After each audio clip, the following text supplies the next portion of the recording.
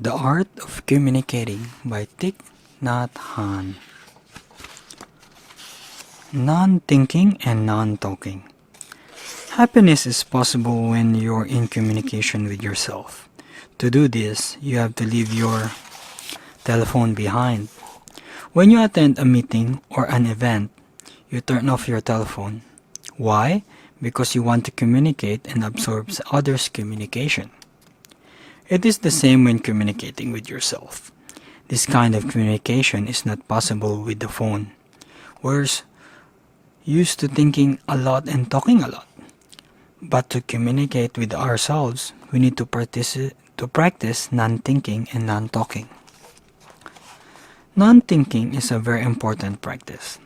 Of course, thinking and talking can be productive too, especially when our minds and feelings are clear.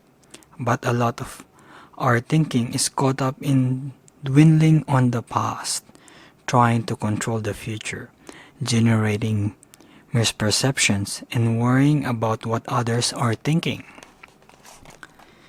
A misperception can happen in a moment, in a flash. As soon as we have a perception, we're caught by it. So anything we say or do based on the perception can be dangerous. It's better not to say or do anything. That's why in the Zen tradition they say the paths of talking and of thinking should be cut off. The path of speech is cut off because if you continue to talk, you continue to be caught in your words.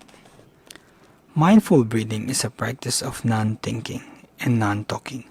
Without thinking and talking, there is no obstacle to get in the way of our enjoyment of the present moment. It's enjoyable to breathe in and to breathe out. It's enjoyable to sit, to walk, to eat breakfast, to take a shower, to clean the bathroom, to work in the vegetable garden. When we stop talking and thinking, we listen mindfully to ourselves, one thing we'll notice is our greater capacity and opportunities for joy. The other thing that happens when we stop thinking and talking and we begin listening to ourselves is that we notice the suffering present in our lives. There may be tension and pain in our bodies. We may have old pains and fears or new pains and fears, which we have hidden under our talking and texting and thinking. Mindfulness let us listen to the pain, the sorrow, and the fear inside. When we see that some suffering or some pain is coming up, we don't try to run away from it. In fact, we have to go back and take care of it. We are not afraid of being overwhelmed because we know how to breathe and how to walk so as to generate enough energy of mindfulness to recognize and take care of the suffering. If you have enough mindfulness generated by the practice of mindful breathing and walking, you're no longer afraid to be with yourself. If I am free of needing a mobile phone because I carry mindfulness with me like a guardian angel on my shoulder. The angel is always with me when I practice.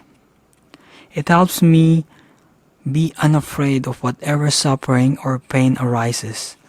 It's much more important to keep your mindfulness with you than to keep your mobile phone. You think that you're safe when carrying your phone, but the truth is that mindfulness will do much more than a phone to protect you. It'll help you suffer less and to improve your communication.